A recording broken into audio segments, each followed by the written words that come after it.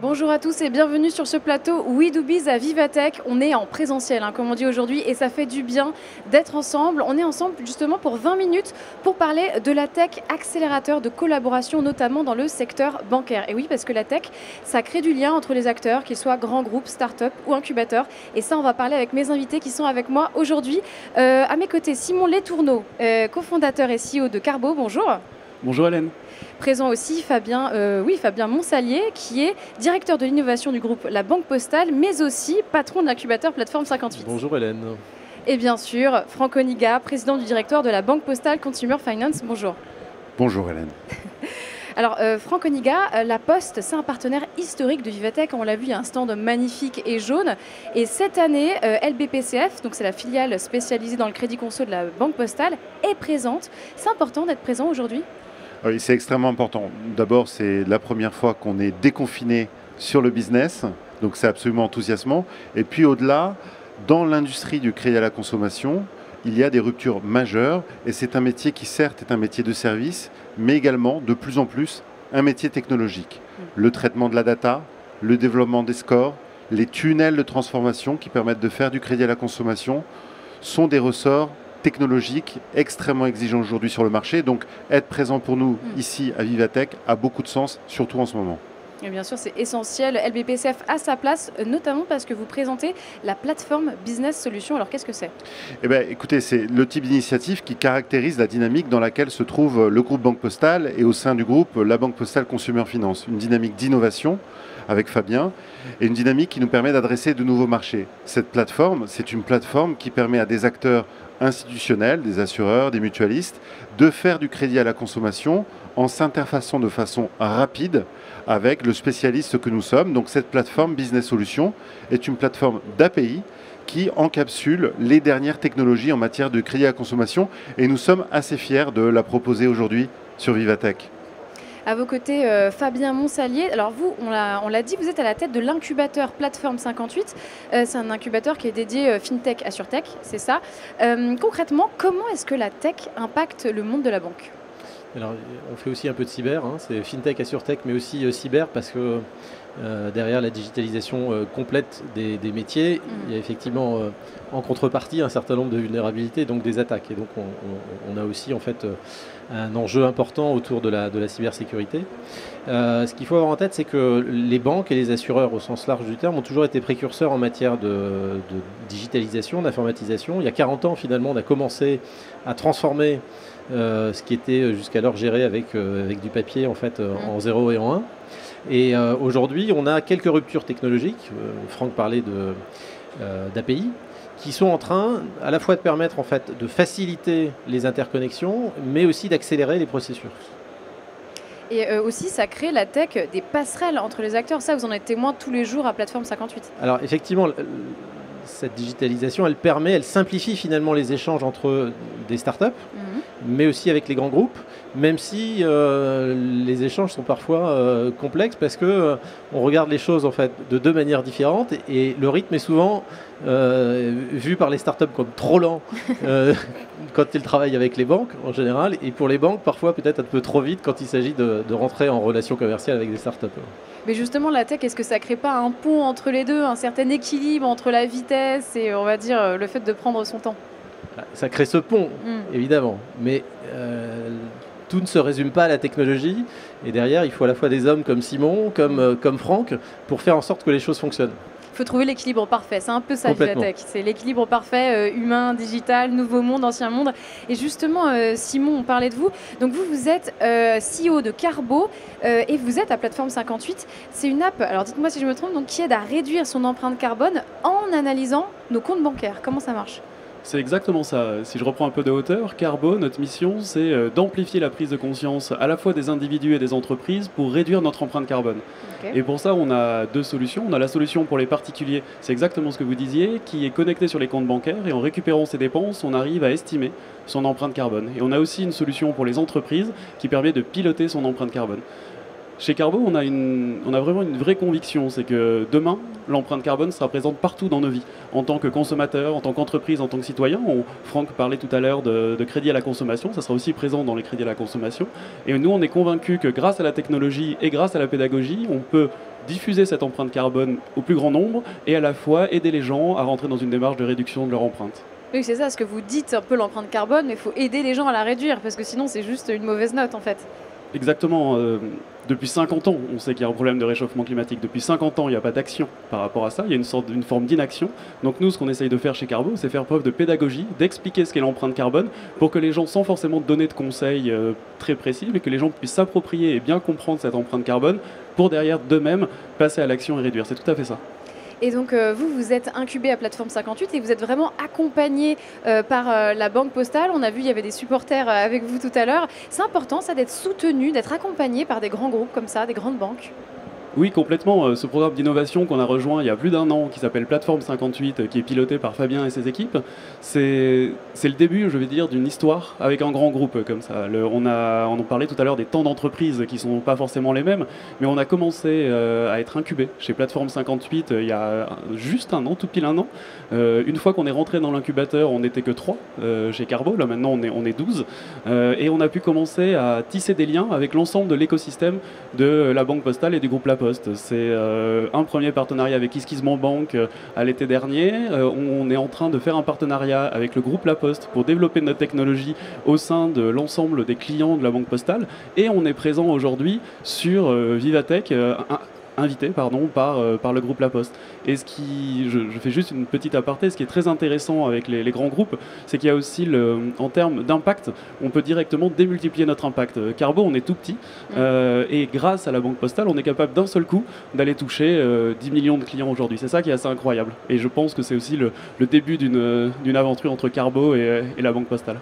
Vous parliez d'ailleurs de pont, Hélène, tout à l'heure, mais finalement, la notion, quand on a décidé de choisir le nom de Plateforme 58, on a pris le nom de plateforme dans cette perspective, c'est-à-dire que c'est une plateforme d'échange entre grands groupes, des filiales, qui sont souvent d'ailleurs aux avant-postes, et les startups. Et donc ce lieu, parce que c'est aussi un lieu, c'est un programme mais c'est aussi un lieu, c'est l'endroit où finalement tout le monde peut échanger, discuter, et ça donne lieu à des partenariats sympathiques comme celui qu'on est en train de tisser avec Simon. Franck, un partenariat comme celui-ci qui a l'air de bien marcher, hein, ça vous inspire justement, parce qu'on disait que les filiales, elles sont en fait à l'avant-garde souvent. Moi, ça m'inspire beaucoup. C'est désormais, depuis plusieurs années, 2 ans au moins, le quotidien des équipes de la Banque Postale Consumer Finance. Et en réalité, on a parlé de pont, de plateforme, de passerelle.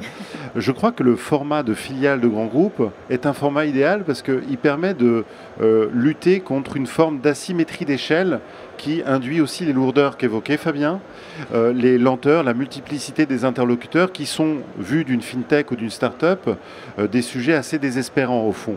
Et donc, au sein de LBPCF, nous avons maintenant, depuis plusieurs années, développé des échanges nombreux avec les fintechs, alors évidemment plus proches de l'univers du consumer finance, mais pas que, en effet, des fintechs aussi qui s'occupent de signature électronique, de cybersécurité.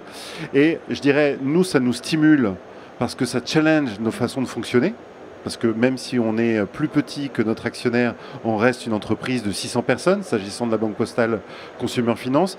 Et nos partenaires FinTech, eux, ça leur permet très simplement d'avoir une assise et de se développer. Donc on est dans une logique de collaboration qui maintenant est assez décomplexée et de plus en plus positive, même si tout n'est pas rose. On est à Vivatech aujourd'hui, alors on va un peu se projeter. On va vers quoi au niveau innovation entre banques justement et la tech, Fabien? Les banques, elles ont un champ quasi illimité en fait d'innovation. L'AMU qui sont engagés va nous permettre dans les prochaines années d'être à la fois très innovants sur les secteurs très bancaires, c'est-à-dire d'être à la fois très temps réel, beaucoup plus rapide, mais aussi d'ouvrir le champ à d'autres activités qui sont des activités adjacentes. On parlait de cybersécurité. Très clairement, c'est un sujet sur lequel, dans les années qui viennent, je pense que la presse en fait, se fait écho régulièrement de ransomware installés sur des infrastructures publiques ou privées. Et typiquement, c'est probablement le rôle en fait, d'une banque que d'aider ses clients demain à sécuriser leurs actifs. Et donc, il n'est pas exclu que dans les prochaines années, nous ayons des activités de cybersécurité, que nous opérions des activités de cybersécurité. Voilà. Mais le champ, il est vraiment très très large. On voit que des acteurs comme les GAFA viennent progressivement sur des activités bancaires. Il n'est pas exclu que nous-mêmes, nous puissions aller de la même façon en amont sur des activités qui sont des activités exercées par des acteurs chinois, américains ou autres. D'ailleurs, on peut l'illustrer, hein, peut-être Fabien, ce point, parce que on évoquait en introduction la plateforme Business Solutions. Chez LBPCF, nous sommes très fiers d'avoir signé un partenariat stratégique avec la FinTech Alma, qui est un acteur du Buy Now, Pay Later. Et là, en fait, c'est un rapport un petit peu inversé par rapport à ce qu'on connaît habituellement, c'est-à-dire que c'est Alma qui va utiliser la solution Business Solutions en marque blanche pour pouvoir enrichir son offre. Et puis Alma va nous aider aussi à progresser dans notre connaissance de ce marché sur lequel nous pourrions être un acteur dans un avenir proche. Donc on est très fiers de ça. Simon, vous êtes d'accord, ça va dans les deux sens en fait, la collaboration entre un grand groupe, on va dire ça comme ça, et des startups? Tout à fait, j'allais exactement rebondir sur ce que disait Franck. Les filiales ou les petites structures au sein des grands groupes, nous on a commencé par KissKissBankBank et j'ai l'impression que ça a été le cas avec LBP Consumer Finance, sont un vrai lieu d'expérimentation pour justement lancer des nouveaux projets et pour après diffuser à grande échelle. On a souvent tendance à imaginer la collaboration de manière un peu asymétrique, alors qu'en fait je ne suis pas trop d'accord, même si on n'est pas dans les mêmes temps d'entreprise. On a cette possibilité de s'apporter mutuellement plein de choses, de l'innovation d'un côté, de l'impact de l'autre, des façons de réfléchir, des façons de travailler différentes. Et comme dans toutes les collaborations, quand c'est équilibré, ça aboutit à des sujets et à des projets qui peuvent être assez ambitieux. Des startups dans le monde un peu de la tech, de la banque, il y en a des centaines. C'est vraiment un secteur qui donne envie d'entreprendre.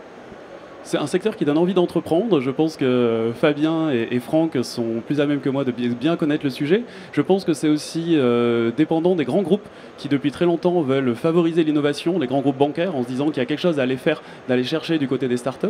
Et il y a aussi, je pense, la réglementation quand même qui en France a bien aidé toutes les réglementations autour de l'open banking, du DSP2, qui a été à un moment le gouvernement qui, je pense, en discutant avec les grands acteurs, ils n'ont pas fait ça tout seuls, a dit on va essayer de créer un écosystème, une sorte, on parlait de plateforme, je ne sais pas si vous avez déjà entendu les concepts d'état plateforme, c'est l'idée de, en se positionnant en tant que plateforme, être capable de pouvoir avoir des satellites autour, type start-up et autres, qui peuvent commencer à travailler sur l'innovation et faire des grands projets. Je vous ai senti réagir sur l'open banking. C'est vraiment le début d'un nouveau monde, tout ça, Franck? L'open banking est plus particulièrement ce que permet de faire la directive sur les services de paiement est quelque chose d'absolument bouleversant sur le crédit à la consommation et notamment la façon dont on appréhende les scores. Puisque ça va permettre aux acteurs comme LBPCF d'avoir un niveau d'octroi, une finesse dans l'octroi, au moins aussi pertinente que celle que nous avons pour nos clients historiques, ceux de la Banque Postale. Donc ça bouleverse réellement ce secteur-là, je stresse le point, et ça fait partie des accélérateurs de business. En réalité, on le voit bien, même s'il ne faut pas être naïf, si chacun est inscrit dans des logiques de développement commercial, pour autant, les acteurs se nourrissent entre eux et on a des accélérateurs tangibles de business en place. On a évoqué un peu la data, le réglementaire avec la DSP2, et puis il y a aussi la techno, c'est-à-dire l'infrastructure, l'IT qui est plus cachée, et la façon dont on communique entre grands groupes et FinTech. Il y a 10 ans, c'était des projets entre 12 et 24 mois pour pouvoir faire parler un SI d'une banque avec un SI de start-up ou de FinTech. Aujourd'hui, en fonction des plateformes, entre 3, 6 mois, 8 mois pour les plus lents, on sait communiquer et on sait établir opérationnellement les partenariats. Voilà, donc ces accélérateurs de business, ils sont en place. Bon, il ne faut pas être idéaliste dans le propos, tout n'est pas rose, mais en revanche, nous, on compte bien saisir cette occasion pour aller encore plus loin, puisque c'est quelque chose qui est en train, progressivement, de rentrer dans l'ADN du groupe La Banque Postale, et toute la démarche autour de P58, plateforme 58, est exactement caractéristique de ce mouvement qu'on engage. Merci beaucoup, Franck. Je crois que ça va être le mot de la fin. Merci infiniment à tous les trois d'avoir accepté d'être là aujourd'hui. Merci Hélène. Avec plaisir. On a bien vu d'ailleurs que le monde de la banque rebondit grâce à la tech pour que ce soit bien sûr un monde meilleur, on l'espère. Restez avec nous à Vivatech, on vous fait tout vivre sur les réseaux sociaux. Restez avec nous, on continue aussi avec une autre émission, on va parler de la tech, mais cette fois dans nos assiettes.